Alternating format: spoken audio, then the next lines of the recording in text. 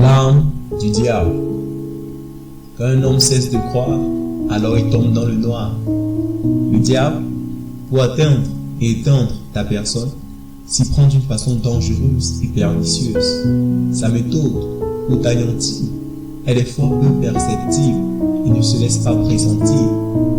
Se présentant comme passagère, mais elle perdure et te gère. Elle t'obscurcit le regard et tu ne sais vraiment plus où tu pars. Pour te détruire, il ne s'attaquera pas directement à ton physique, mais essayera de nuire à ton psychique. En d'autres mots, ton âme sans âme souffrira de plusieurs maux.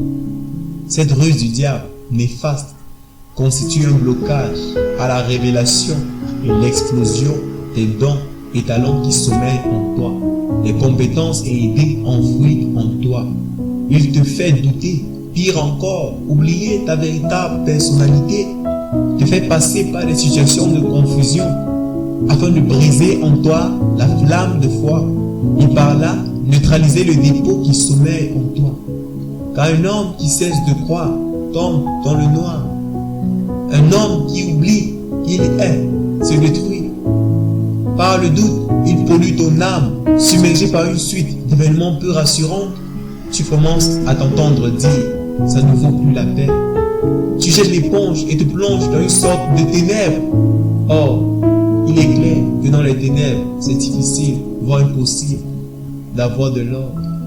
De cette manière, il remplit ton cœur de remords et te conduit vers un sort qui le définit proprement, c'est-à-dire la destruction.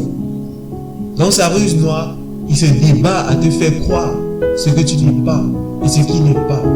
Il te dépouille de ce que tu as jusqu'à ce que tu sois pour toi un ennemi, car ton toi s'est conformé à son soi. Ce soit indiscipliné et paresseux, ce soit craintif et douteux, ce soit sans foi et sans espoir, qui produit plus tard des fruits coûteux et douloureux. Cela était mon cas. Il a réussi à me faire douter. Il m'a conduit au tréfonds de ce tunnel profond et éternel, sombre et plein d'ombre. Toutefois, il n'y a point d'ombre sans lumière. C'est ce détail qui l'échappa. Gloire soit rendue à Jésus-Christ, qui par son esprit me fit voir la lumière et me dit, tu es. Alors là, je me souvins de qui je suis. Il m'est revenu que je suis une nouvelle créature, née de Dieu. Un peuple acquis et rempli du Saint-Esprit, un ami du Père. Par-dessus tout, la création entière attend avec un désir brûlant et consumant la révélation de celui que je suis, à savoir un enfant de Dieu, le sel de la terre et la lumière du monde. À cet instant-là, les chaînes qui me retenaient, je les ai vues partir en fumée, car le diable a perdu la bataille, plus encore, il m'a perdu moi, pour toujours, car j'ai en Jésus vu le jour. Mon désir, c'est que toi aussi, tu voies le jour et brille, car le monde n'attend plus que toi. Oui, n'attend plus que toi. N'attend plus que toi.